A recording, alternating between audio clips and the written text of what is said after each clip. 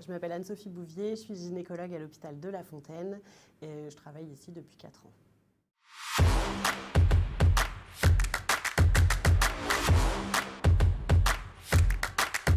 Par rapport au papillomavirus, il y a premièrement les facteurs de risque d'attraper ce papillomavirus.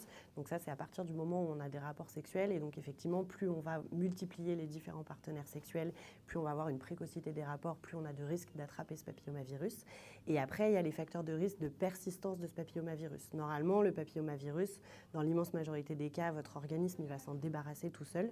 Mais le fait qu'il persiste, parfois c'est juste la faute à pas de chance, mais il y a certains facteurs de risque qui sont identifiés, certains sur lesquels on peut jouer, donc notamment le tabac, c'est pour ça que c'est préconisé d'une manière générale d'arrêter de fumer.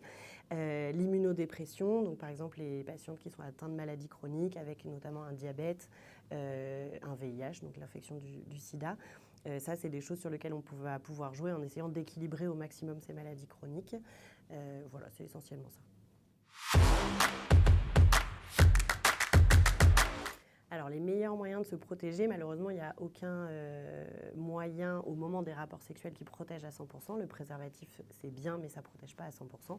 Après, c'est bien de l'utiliser pour les autres maladies sexuellement transmissibles. Et par contre, les moyens qui fonctionnent très bien, c'est la prévention primaire qui consiste à se faire vacciner. Pour rebondir sur le sujet, la vaccination, c'est proposé pour tous les garçons et toutes les filles. La vaccination, elle commence à 11 ans, donc c'est de 11 à 14 ans, et c'est un schéma avec 2 injections. Et après, il y a un rattrapage à partir de 15 ans, et maintenant c'est jusqu'à 26 ans. Et pour le coup, là, comme c'est un schéma qu'on appelle de rattrapage, ça va être 3 injections du médicament.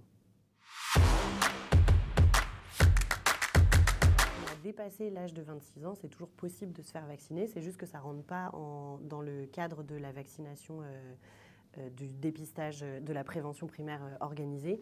Mais donc c'est tout à fait possible d'en discuter avec votre médecin et qu'il vous fasse l'ordonnance pour la vaccination. La seule chose, c'est que ça risque potentiellement d'être à vos frais.